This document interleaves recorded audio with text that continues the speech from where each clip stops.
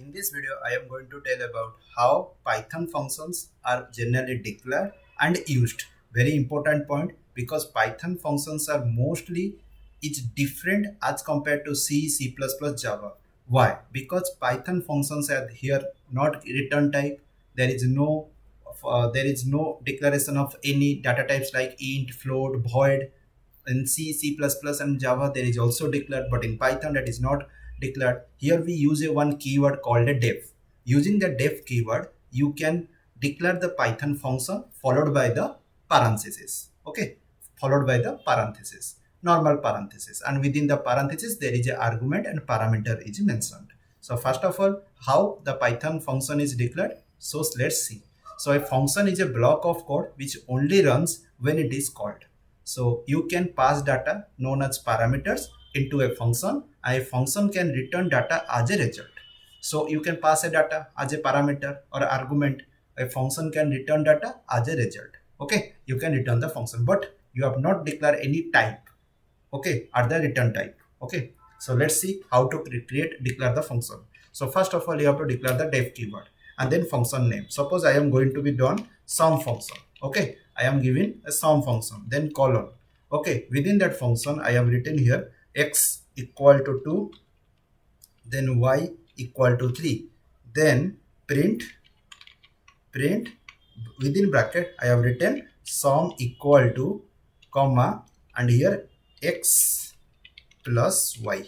Okay, so when you call this function sum, okay, so after that it is going to be executed. So when I'm going to run it to see what happened. So first of all, it returns you sum equal to 5.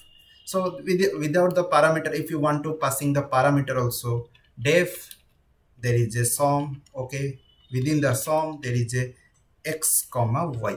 Okay, then column, you have to give in a column, then print, within print there is a sum equal to comma, then within bracket x plus y. Okay, so after all, if you want to print sum bracket 2 comma 3, so this is the argument or parameter is going to be passed. Fine, so here we are saying that that is a parameter, but in C, C++ that is argument or parameter, both are. But when you passing as a 2, 3 is a numeric form, that is called a parameter, or when you are passing that is in a B, C, D form, that is called a argument list. Okay, so fine, you have to understand better which one is the parameter and argument. And here I am passing 2, 3, and now I am going to print it. Okay, so it is returned 5. Very simple.